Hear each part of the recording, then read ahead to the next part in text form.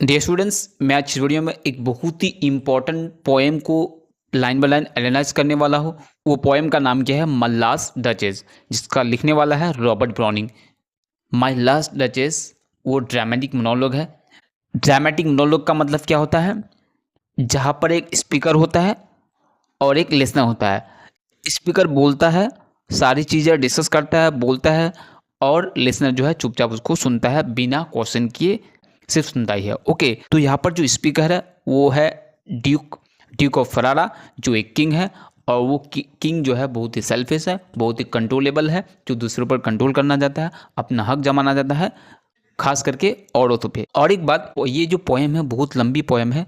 इसके एनालाइज को लाइन के साथ अटैच कर दिया, ताकि अगर मैं इस पूरी पोएम को एनालाइज करूँ और एंड तक पहुँचूँ, उससे पहले क्या है, आप लोग भूल जाएंगे कि पहले वाले लाइन में क्या हुआ। तो इसलिए मैंने क्या किया है, हर एक लाइन के साथ जो है उसकी एनालाइज जो है वो मैंने उसको अटैच कर दिया, ताकि आप लोग उसको समझ पाए। तो चलिए पोएम की एनालाइज को देख लेते हैं क्या है, किस तरह से वुमेन को यहाँ पर ऑब्जेक्टिफिकेशन किया गया है, वुमेन को एज ए ऑब्जेक्ट यूज़ किया गया है। चलो देखते हैं। ओवरव्यू क्या है, यहाँ पर स्पीकर जो है ड्यूक, वो अपने डेड वाइफ है उसकी पेंटिंग के बारे में यहाँ पर बोलता है, और एक्सप्लेन करता है कि उसकी वाइफ के बारे में, उसकी वाइफ की बिहेवियर के बारे में, उसकी वाइफ के जो बिहेवियर है किस तरह से है, उनके तौर तरीके उसको बयान कर रहा है, उसको बता रहा है। एक आदमी को जो मैसेंजर के तौर पर आया था वहाँ पर, किसी मैसेज को लेकर के लेकर आया था, तो क्या बता रहा है देखिए। वो ये भी बता रहा है कि वो अपने वाइफ से जो है खुश नहीं है, क्योंकि उसकी वाइफ जो है बहुत ही ज़्यादा फ्रेंडली है, सब पर स्माइल करते हैं, सबके साथ एक जैसे बात करते हैं और सब पर स्माइल करती है। तो इसलिए उसको ये पसंद नहीं, इसलिए वो ऑर्डर देते हैं उसको किल करने के लिए, उसको मारने के लिए, क्योंकि जिस तरह से पिकअप आर्टिस्ट उसको चलने बोलते हैं उसकी बिहेवियर वैसे नहीं है, इसलिए जो उसको है मारने का ऑर्डर देता है। सबसे पहले हम लोग फर्स्ट 5 लाइन को देखते हैं। That's my last duchess painted on the wall, looking as if she were alive. I call that piece a wonder. Now Farah Pandol's hands worked busily a day, and there she stands. Will it please you sit and look at her? तो देखिए इसका analyse क्या है। यहाँ पर सबसे पहले जो मैसेंजर आया था उनको पेंटिंग के तरफ लेके जाता है और पेंटिंग को दिखाता है और उसके बारे में डिस्कस करता है। क्या डिस्कस करता है देखिए।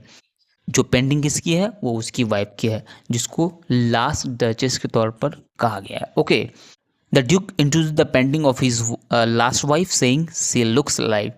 अब देखिए यहाँ पर ही फ्रेजेस द पेंटर पैराफोल्ड for the work and invites the visitor to look at it. यहाँ पर देखिए ये इसको जो डिज़ाइन किया है, जो आर्टिस्ट है, उस आर्टिस्ट का नाम क्या है? पैरा पेंडोल्फ। ओके, तो जो उसको इस तरह से डिज़ाइन किया है जैसे कि वो अलाइव है। उसकी वाइफ क्या है?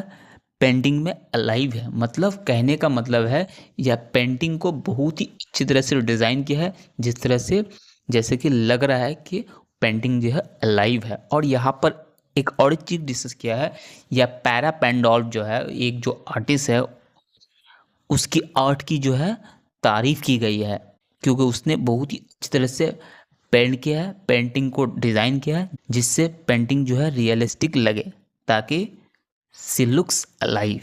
ओके, इसमें समझ सकते हैं कि फर्स्ट 5 लाइन में क्या गया है, introduce the paint of his late wife.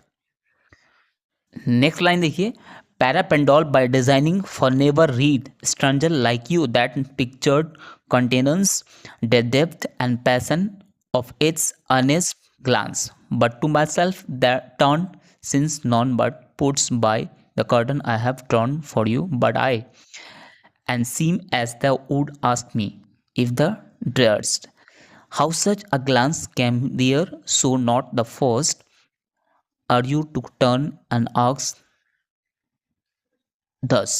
यहाँ पर जो लाइन्स है, इस लाइन्स का क्या मतलब है? The duke mention Fra Pandolf to impress the visitor. तो यहाँ पर बार बार जो है पैरा पेंडोल्फ का नाम जो है यूज़ किया है।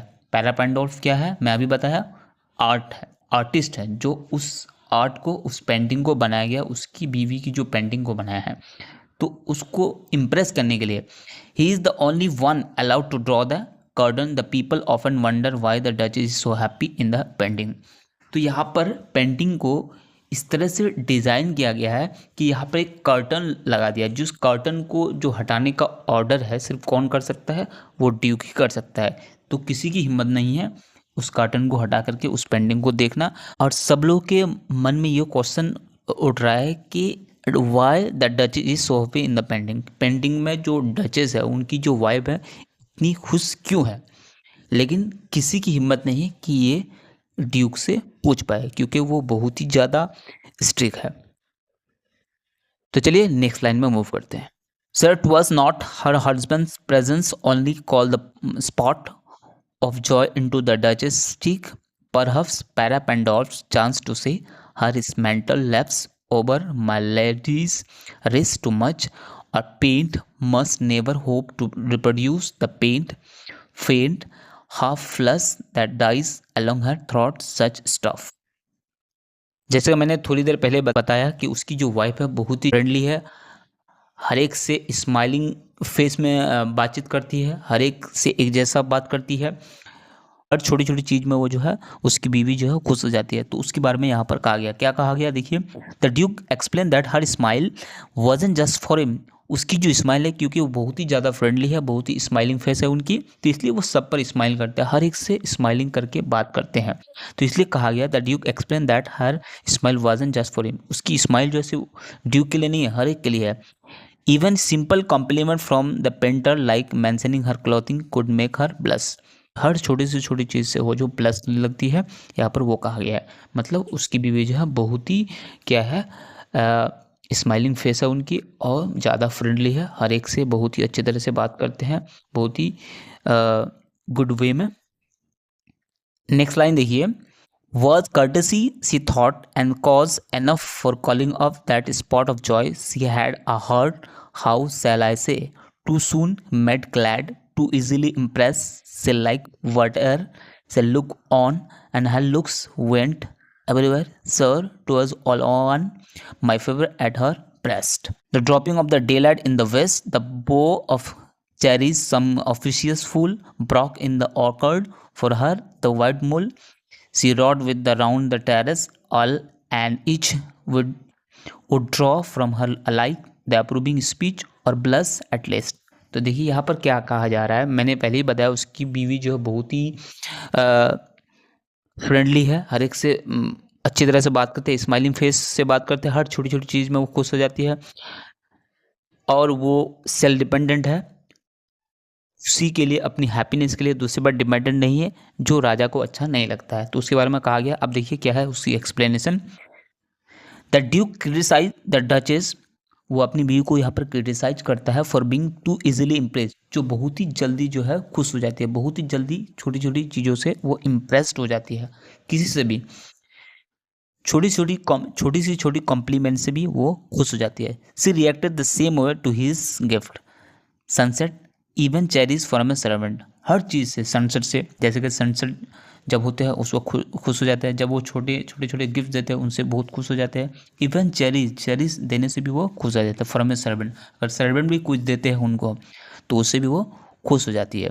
Her happiness did not depend on him alone, उनकी खुशी जो सिर्फ राजा पर जो है डिपेंड नहीं है, ड्यूक पर डिपेंड नहीं है, विच अपसेट हिम, जो उसको अच्छा नहीं लगता है। राजा का मानना ये है, उसको लगता है, वो ऐसा सोच रहा है कि उसकी जो खुशी है सिर्फ ड्यूक पर होना चाहिए, लेकिन ऐसा नहीं है, उनकी खुशी किसी भी चीज़ पर, हर छोटी से छोटी चीज़ से उनकी खुशी मिलती है, चाहे वो क्यों ना सर्वेंट हो। नेक्स्ट लाइन्स देखिए, she thank men good but thanked somehow I know not how, as if she ranked my gift of her 900 years old name with anybody's gift, would stop to blame this sort of trifling, even had you skill in speech, which I have not, to make your will quite clear to such an one, and say just this or that in you disgusts me. Here you miss or there exceed the mark, and if she let herself be lessened so, nor plainly set her wits to yours, forsooth and made excuse. उनकी wife के बारे में negative चीज़ें बता रहे हैं। The duke is angry that she treated his prestigious name which has been in his family for 900 years the same as anyone else's gift. He did not want to confront her directly because it would mean lowering himself. तो यहाँ पर देखिए राजा जब बहुत ही गुस्सा हो जाता है, क्यों गुस्सा हो जाता है? क्योंकि जो चीज़ें, जो गिफ्ट, वो पुराने ज़माने के जो गिफ्ट है, वो उनको जो गिफ्ट देते हैं, जितनी खुश होते हैं बाकी चीज़ों से, जो नॉर्मल गिफ्ट है उनसे भी उतना ही खुश हो जाती है। तो इसलिए राजा बहुत ही एंग्री है, बहुत ही ज़्यादा गुस्सा है, जिससे क्या होता है, उनकी जो लेवल है, उनकी जो स्टेटस है, वो क्या होता है, लोअर हो जाता है। इसलिए वो बहुत ही ज़्यादा अपसेट है। नेक्स्ट लाइन देखिए, a and then would be some stooping and I choose never to stoop. Oh, sir, she smiled, no doubt. Whenever I passed her, but who passed without much the same smile. This grew, I have commands. तो जैसे कि आप लोगों को पता है कि उसकी बीवी की बिहेवियर कैसा है, राजा क्या करता है, उनको चेंज करने कहते हैं, लेकिन वो एक भी बात जो है नहीं सुनती। वो अपने रवैया को, अपने बिहेवियर को, अपने द वे ऑफ टॉकिंग को जो है नहीं बदलते हैं, अपने बिहेवियर को चेंज नहीं करते, क्योंकि वो सबसे जो एक ही जैसे बात करते हैं, एक ही जैसे स्माइल करती है, हर एक से बराबर खुश हो जाती है। राजा से जितने खुश होती है वो बाकी लोगों से भी खुश हो जाता है। तो इसलिए क्या है, वो बहुत ही गुस्सा करते हैं और अपने ऑर्डर देते हैं, किनको, अपने नौकरों को, अपने सोल्जर को, क्या करने के लिए, उसको मारने के लिए। देखिए, the duke says that he would never stoop to her level by telling her to change when her behaviour continue. जब उसकी बिहेवियर वैसा ही रहा, वैसा का वैसा ही रहा, he gave command to have her kill. तो उसने क्या किया, कमांड दे दिया, ऑर्डर दे दिया उसको किल करने के लिए। Then all smile stoop together there she stand as if live will it please your eyes will met the company below. Then I repeat the count your masters known magnificence is ample warden that no just pretense of mine for dowry will be disallowed. तो यहाँ पर क्या है, order के बाद क्या हुआ, after he gave the order all her smile stop. जब उसको मार दिया गया तो अब जाहिर सी बात है, क्या होगा, उसकी स्माइल, उनकी बिहेवियर खत्म हो जाएंगे। She was dead. क्यों खत्म हो गई? सारी स्माइल, सारी उनकी जो ब्लेसिंग है, सब खत्म हो गई। क्यों? She was dead because she was kill. The duke moves on to discuss the dowry for his next marriage. अब वो क्या करना चाहते हैं, अब वो इस टॉपिक से शिफ्ट हो जाते हैं दूसरी टॉपिक पे। दूसरी टॉपिक क्या है, क्योंकि वो एक नेक्स्ट मैरिज की तरफ जाना चाहता है, एक नई शादी, फिर से एक दोबारा शादी करना चाहता है। Acting as if nothing happened. और इस तरह से एक्ट करते हैं वो ड्यूक, क्योंकि इतना सारा कुछ हो गया तो वो इस तरह से प्रिटेंड कर रहे हैं, वो इस तरह से एक्ट कर रहे हैं जैसे कि कुछ हुआ ही ना हो। ओके, अब देखिए next lines, though his fair daughter self as avoid at starting is my object nay will go together down sir notice Neptune though. इस लाइन का मतलब ये होता है, नेक्स्ट मैरिज में जो डॉटर, जो लड़की आएगी, जो औरत आएगी, उसको भी वैसा ही वो ट्रीट करना चाहता है जैसे कि पहले वाले को करते थे।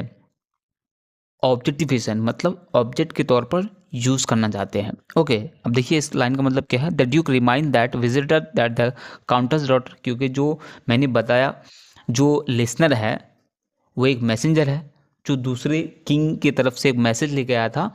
Okay, count's daughter is his real goal in the marriage discussion. अब वो जो काउंटर आए थे, जो मैसेंजर आए थे, जो विजिटर आए थे, जो यहाँ पर लेसन है, उनकी डॉटर के बारे में बात हो रही है।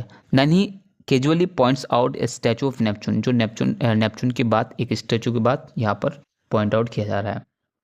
अब देखिए लास्ट लाइन क्या कह रहा है, team a sea horse thought a rarity which clouds of Innsbruck cast in bronze for me. The Duke boasts about a rare statue of Neptune taming a seahorse, symbolizing his desire for power and control, like the way he treated the Duchess. तो यहाँ पर जो line है, इस line का मतलब ये है, ये लाइन ये सिम्बलाइज करता है कि उसका जो डिज़ायर है पावर का और कंट्रोल का, जो दूसरों पर वो करना चाहते हैं, जो दूसरों पर अपना जो आइडिया है, अपनी जो पावर है, अपनी जो कंट्रोल है, वो दूसरों पर थोपना चाहते हैं। तो यहाँ पर वही बताया गया है, जैसे कि डचेस पर वो कंट्रोल करते थे, ऑब्जेक्टिफिकेशन करते थे, अपनी बीवी को जो है वो ऑब्जेक्ट के तौर पर मानते थे। तो यहाँ पर वही जो है, जो न्यूली जो मैरिज करने जा रहे हैं उनके साथ भी वैसा ही करने वाला है। ओके, तो यहाँ पर बता रहा है कि मेल डोमिनेटेड सोसाइटी, जहाँ पर क्या है मेल को डोमिनेट किया जा रहा है, फीमेल को जो है लोअर माना जा रहा है। तो ये थे पोएम की एनालिसिस, जो बहुत ही लंबी पोएम है रॉबर्ट ब्राउनिंग की, जिसका नाम है माय लास्ट डचेस। तो इस पोएम का जो थीम है वो थीम क्या है, ऑब्जेक्टिफिकेशन। वुमन को ऑब्जेक्ट माना जाता है जिस पर मेल का डोमिनेट, मेल का कंट्रोल होता है, जो अपनी मर्जी से कुछ भी नहीं कर सकते हैं। मेल के बताए हुए रास्ते पर, उनके बताए हुए तौर तरीके पर चलना है। तो यही इस पोएम में बताया गया है।